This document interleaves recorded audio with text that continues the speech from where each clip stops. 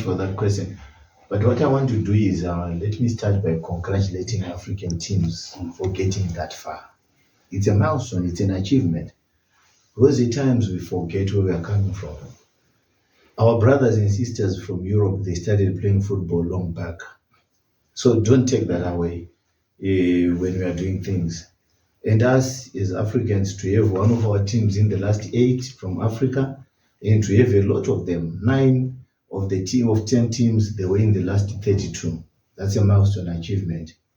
We are learning. We still have got a lot of things to learn from the European teams. So it's very important that we don't forget that party. But for Africa, I think football is improving. We see our teams getting further in the next World Cup, because here they fared very well.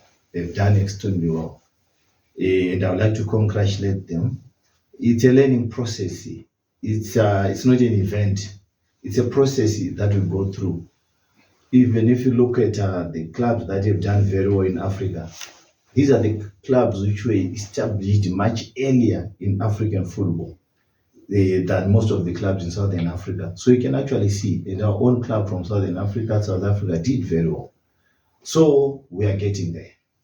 We are getting there. We are getting there. And a question for the chairman. I think from all the discussions, we were talking about the PSL and maybe the national teams, which is more of a byproduct of what happens in the developmental stages. Maybe any considerations for programs that touch on development right from the grassroots? Yes, of course. Thank you very much for that question. I think that question has been raised, and we are also trying to push from the government side, which is Parliament, and also from the Premier Soccer League, where I'm also a board member. We need to come up with a deliberate policy whereby each and every team will be having junior structures. That is going to help us a lot. You find in South Africa, where football has improved tremendously in the last few years, they've got their under-19 competition, which is played, which is actually compulsory. So if we come up with those things where all our teams should have under-19 teams, where all our teams should have under-17 teams which compete. If we start with the under-19s, just the under-19s, which are very close to playing for the first team, I think that will go a long way. I'm happy that the chairman is here for the Premier Soccer League, and I'm happy that Zifa is here being represented by the Vice President. So these are some of the reforms which are being discussed in the corridors. When our first team is playing, like my own team is playing in Mutare, the curtain raisers should be the under-19s. We used to have that during our time, 2004. We used to have the juniors for Dynamos and Cape United curtain raising, and in that you could actually tell when you actually find one of your player playing for the curtain raisers, you know that is not in the senior team. If you all agree with me, the fans would also start to predict the first lineup based on that. We need to go back there. It's something that we have done before, and we are not reinventing the wheel. We need to go back there and sit down and say, let's have that as a deliberate policy, that our under-19s, our reserve teams, they should always curtain raise before the main match is played. That is going to improve our football in a bigger way. Thank you. Thank you. So insightful as well. The hospitality has been so wonderful. Some of you might as well not know, we've been breastfeeding from Zimbabwe for the longest time. We have had coaches from Zimbabwe coming to our country. We've had players from Zimbabwe. I can name them if you would want me to name them. The likes of Jacob Mzokomba. I'm not too sure if you know. Stanford Nube. Been one of the players that have been in our country. I'll just name a couple of them. Talk of coaches. Show has been one of the coaches in the Kingdom of Eswatini. Coach Rodwell Lagama has been in the Kingdom of Eswatini as well. Coach Chamnega from Bulawayo has been there. So they've been contributing, Zimbabwe has been contributing a lot to Eswatini.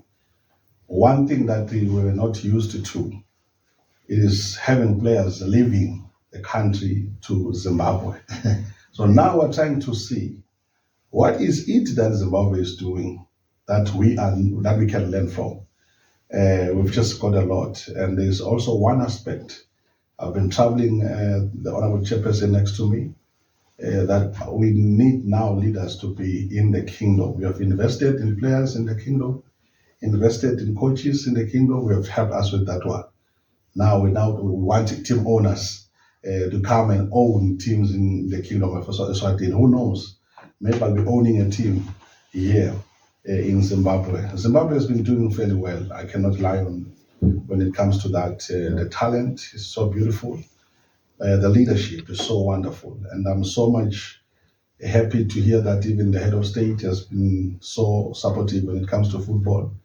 The initiative of this tournament that they've been telling us about, that side that involves the whole nation. Similar to our country, His Majesty the King is supporting football, but levels are not the same. We have players that have traveled over the sea or overseas here, and that's what we're trying to learn from Zimbabwe. We want to be a better nation. Zimbabwe is qualified for AFCON. We are still trying to find our way to AFCON. But now we have decided, no, AFCON might as well be within reach or easy for anyone to catch. Let's think of bigger things, the World Cup. Probably we don't have to qualify for AFCON, let's qualify for World Cup. The ambition is so huge, so we need everybody's support. That's why we're here. We're learning from our brothers. We're learning from those who have seen it. So that's why we believe our coming here will be so helpful, even for our country. Thank you so much. For him. My question is related to Dr. Dako. Such interactions have been rare, but as the current ministry, what you make of this interaction between Eswatini and Zimbabwe and the lessons which, beyond even just football, other sports could draw from this? Thank you very much. On behalf of the Ministry of Sport, Recreation, Arts and Culture, this has been an interesting engagement where we have also learned a lot from our honorable members of parliament from Eswatini.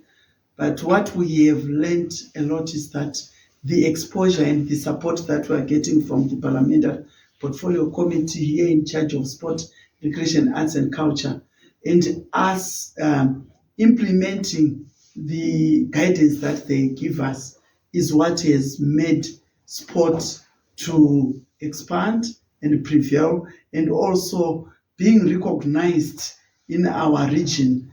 To us, it's an honor, and we are happy as a ministry, and we promise that as a ministry, we are going to keep on working with our Parliamentary Portfolio Committee and also make sure that not only football, but all other sporting associations can also take heed so that we also improve on our podium performance. My question is directed to the chairperson of the sports committee. Honorable, this is a World Cup time, and we discovered that African countries, we saw that African countries, they left the tournament early. What could be lacking from Africa as a region for us to reach the like semi-finals, quarterfinals? I saw Egypt is the only team that went far, but most of the countries that qualified for the tournament World Cup, they left early. No, thank you very much.